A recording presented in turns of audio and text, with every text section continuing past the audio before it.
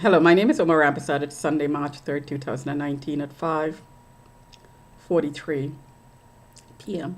And I'm just having dinner and a part of my dinner. And this is the scanning of the left side of the chest, the arm,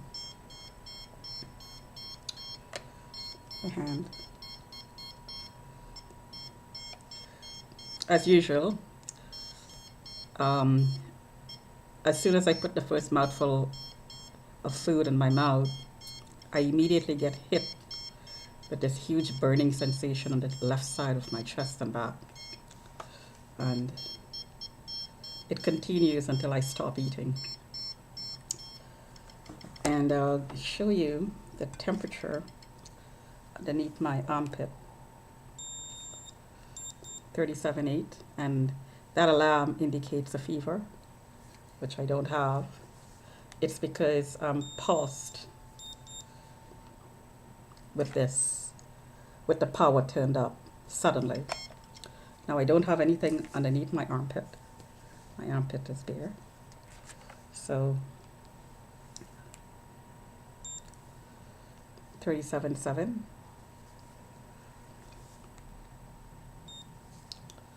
37.7. And I'm just going to show you again the tagging, the power.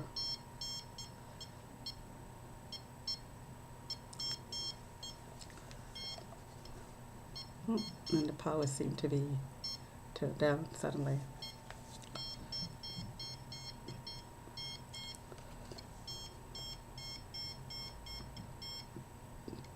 The left side of the chest is still tagged. The back went up. It went up to over 1,000 there. Yes, 1,200. Yep. So the power is turned up.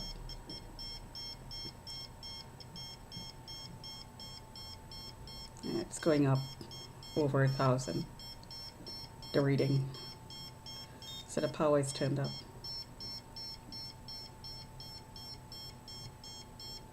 The breast, around the chest area, heart area.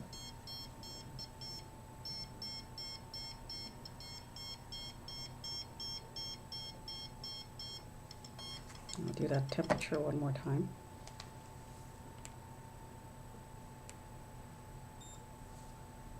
$37.7. The norm is 36.5, 37.8.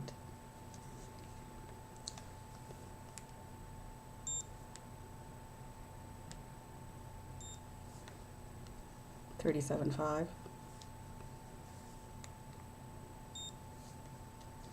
37.6. See how sudden that drop was? 37.5. 37.6. 37.5. And it will go down almost in seconds. So I'm going to take my blood pressure.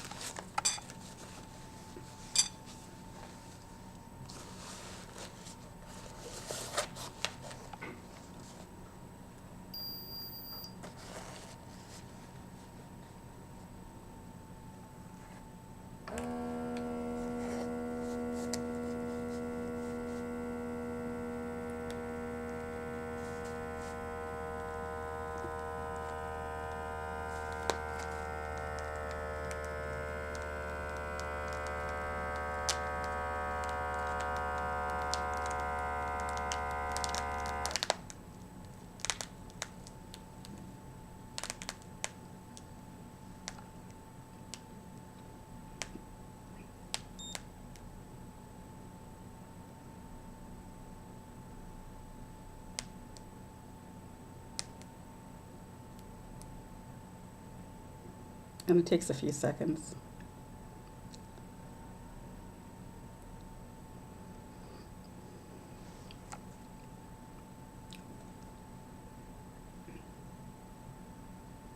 And you could well imagine if this happens every single time you eat, and it has been happening for years, um, you can imagine you're not going to enjoy your meal because you're going to be in pain. And that's the idea to deter you from eating. So this is what it means to be home trained or train anywhere actually, on the go too.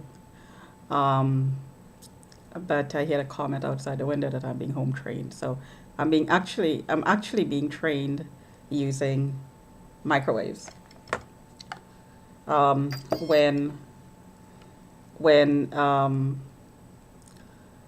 the actions or speech is heard, or the actions is seen, because I'm being monitored inside my home.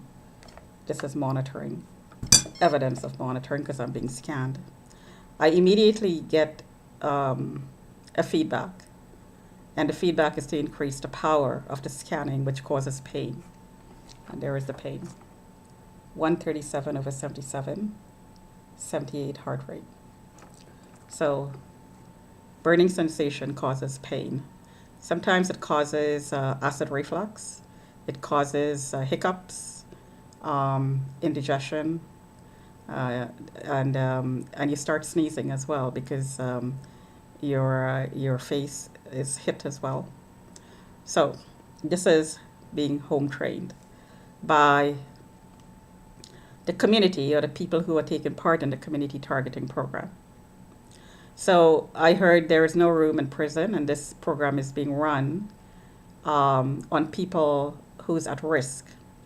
Now, the community is responsible for putting people's name on a list that they think are at risk. In my case, I was never at risk.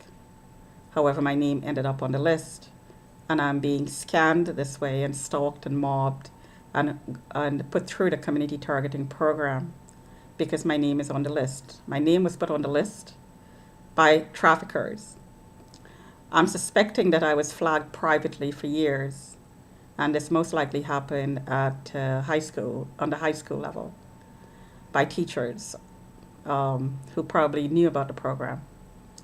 And maybe I was marked as vulnerable. And then the predators in the system decided to take advantage of the vulnerable kids, or of me. They take advantage of vulnerable kids all the time. So since I was flagged, maybe word of mouth, um, I was taken advantage of and put on this program to be trafficked. Now, I think that when I came to this building, the traffickers and the building and the area turned predominantly Chinese after a few years. I believe I was targeted by the Chinese traffickers and the gangs. So I was flagged with the cops, which I am suspecting never actually happened.